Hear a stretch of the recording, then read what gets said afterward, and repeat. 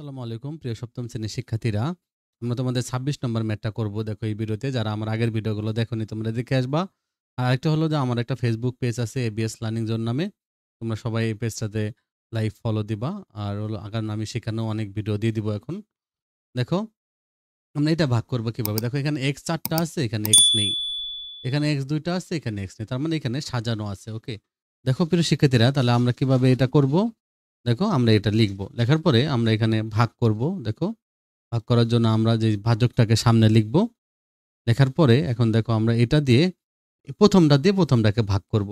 তোমরা দেখেছো ইতিমধ্যে ভিডিওগুলোতে এভাবে করতে হয়। আমরা এখানে একটা নোট লিখব। দেখো তোমরা কেউ চাইলে এটা পরীক্ষার খাতাতেও এই নোট কথাটা লিখে নিতে পারবা। ওকে, লিখতে পারবা, সমস্যা নেই। তাহলে আমরা প্রথমটা দিয়ে প্রথমটাকে ভাগ করব। তাহলে আমরা এই যে x4 y4 কে আমরা x স্কয়ার y স্কয়ার দ্বারা ভাগ করব।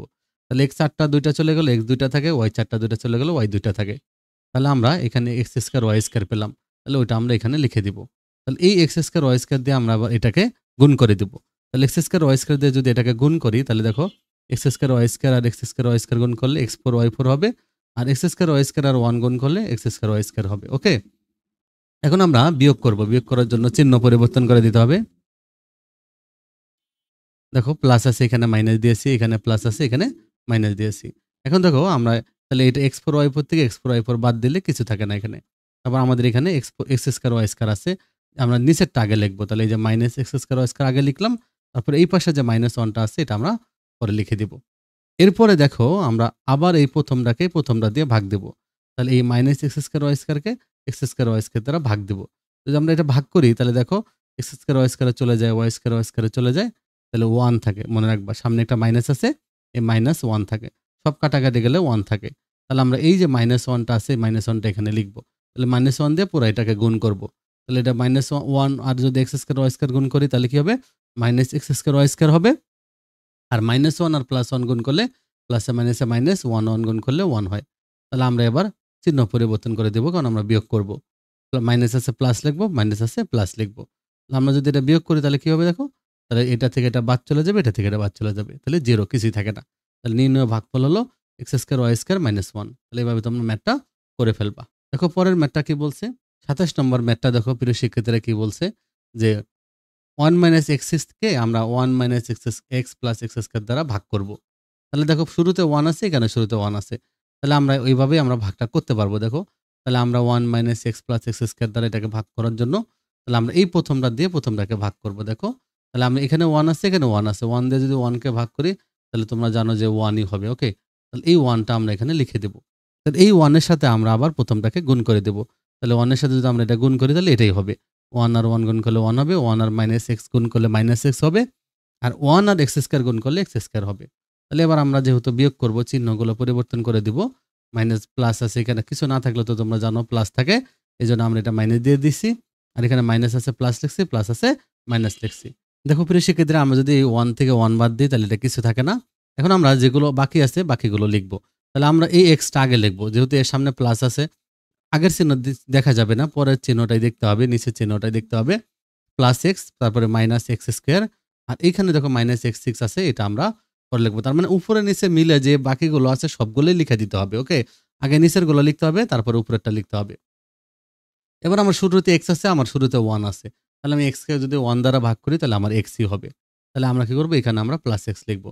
এই এক্স দিয়ে পুরোটাকে গুণ করবো। যদি আমরা এক্স আর 1 গুণ করলে তাহলে এক্স হবে, এক্স আর মাইনাস এক্স গুণ করলে মাইনাস এক্স স্কোয়ার হবে, আর এক্স স্কোয়ার গুণ করলে এক্স কিউব হবে। ওকে, প্লাসে প্লাস হবে লাস্টে। তাহলে আমরা কি করবো? চিহ্নগুলো চেঞ্জ করে দেবো বিয়োগ করার জন্য। তাহলে আমরা যদি দেখো এক্স এক্স বাদ চলে যায়, এক্স স্কোয়ার আর এক্স স্কোয়ারের সামনে প্লাস আছে, এটা মাইনাস, এটা বাদ চলে যায়। তাহলে এই দুইটা থাকে। তাহলে আমরা আগে এক্স কিউব লিখবো, মাইনাস এক্স কিউব, পরে লিখবো মাইনাস এক্স 6। এবার আমরা এই মাইনাস এক্স কিউবকে 1 দিয়ে ভাগ দেবো। তো মাইনাস এক্স কিউবকে যদি 1 দিয়ে ভাগ দিই তাহলে মাইনাস এক্স কিউবই থাকবে।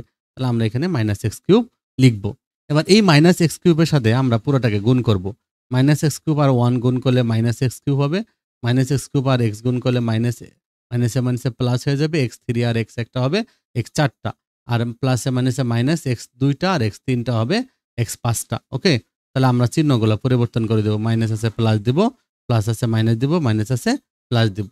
এটা যদি আমরা করি দেখো তাহলে আমরা বিয়োগ করব। এখন দেখো এক্স 3টা থেকে 3টা বাদ চলে যায়। এবার বাকি থেকে কি? মাইনাস এই যে মাইনাস x4 আমরা আগে নিচের গুলো লিখব। মাইনাস x4 তারপরে এটা তো প্লাস x5 এই চিহ্ন দেখতে হবে। নিচের চিহ্ন দেখতে হবে। আর এইখানে মাইনাস x6 আছে এটা আমরা এটা লিখব। মাইনাস x6 লিখব। ওকে? তাহলে এবার আমরা আবার মাইনাস x4 কে 1 দিয়ে ভাগ দেব।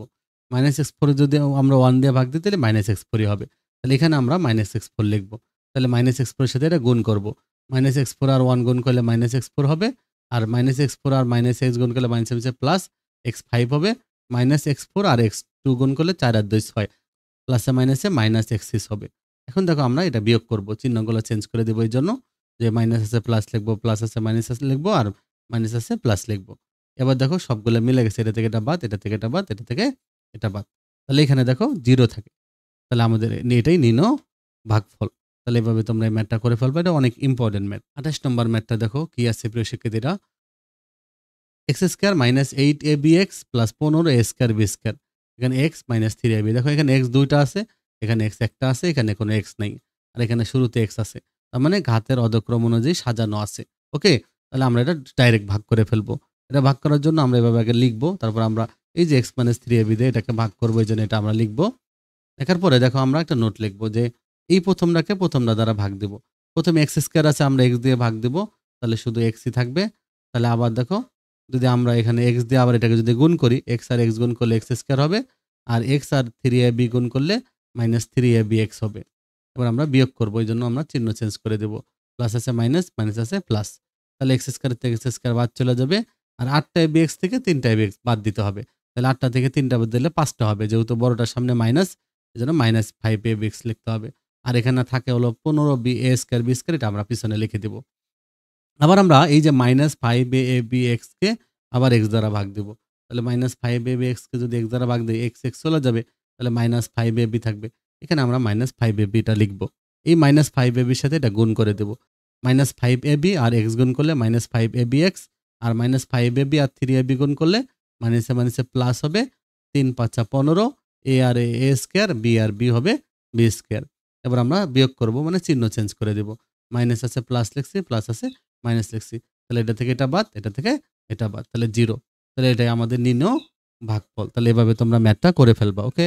দেখো তোমাদের পরের ম্যাথটা কি আছে? 29 নম্বর ম্যাথটা দেখো। এটা তোমাদের ডাইরেক্ট একটা ম্যাথ। দেখো এখানে একবারে হয়ে গেছে, এজন্য আমি আর এটা করি নাই এত এক্সট্রা করে। দেখো নরমাল ম্যাথটা আছে, এটাই তোমরা লিখবা। ভাগ চিহ্ন দিয়ে দিবা দুই পাশে। তো প্রথমে দেখো x³ আছে আর এখানে দেখো x² আছে।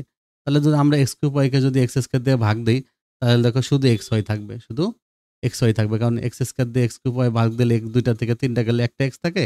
আর y আছে y থাকবে। xy দিয়ে যদি আমরা এটাকে গুণ করি দেখো, তাহলে পুরাই এটাই হয়ে যায়। xy আর x² গুণ করলে x³ xy আর -2xy গুণ করলে -2x²y²। R xy R a গুণ করলে axy। এবার প্লাস আমরা চিহ্নগুলো পরিবর্তন করে দিয়েছি। তাহলে 0 থাকে। ওকে? সবগুলো বাদ চলে যায়। এটাই নির্ণয় ভাগফল। মানে একবারে এটা হয়ে যাবে। ওকে? খুব ছোট একটা ম্যাথ। প্রিয় শিক্ষার্থীরা দেখো আমরা 30 নম্বর ম্যাথটা করব। দেখো কি বলছে যে আমরা a² bc তো b² ca c² ab এটাকে আমরা a + b + c দ্বারা ভাগ করব। দেখো আমরা কি লিখব? এটা আমরা এভাবে আগে লিখব। এবার আমরা দেখো a + b + c দ্বারা ভাগ করব। এবার আমি যদি এই যে a² bc কে যদি a দিয়ে ভাগ দেই, তাহলে একটা a চলে যাবে আর abc থাকবে। তাহলে abc আমরা লিখছি এখানে। তাহলে দেখো প্রিয় শিক্ষার্থীরা আমরা আবার যদি আমরা এই abc দিয়ে যদি a কে গুণ করি, তাহলে a² bc হবে। abc দিয়ে যদি b কে গুণ করি b² ca হবে। আবার abc দিয়ে c কে গুণ করলে abc² অথবা c² ab হবে। এটার সাথে মিলিয়ে লিখছি আরকি। এবার আমরা কি করব? এই যে চিহ্নগুলা পরিবর্তন করে দিব। ওকে? তাহলে আমরা যোগগুলা বিয়োগ করে দিছি। তাহলে কি হলো যে আমরা এটা থেকে এটা বাদ দিব, এটা থেকে এটা বাদ দিব, এটা থেকে এটা বাদ দিব। তো সব মিলে গেছে, তাহলে 0। তাহলে আমাদের এই যে ABC হলো নির্ণয় ভাগফল। খুবই নরমাল অঙ্ক 29 আর 30 নম্বরটা একবারে হয়ে যায়। তাহলে এভাবে তোমরা ওই ম্যাথটা করে ফেলবা। ওকে?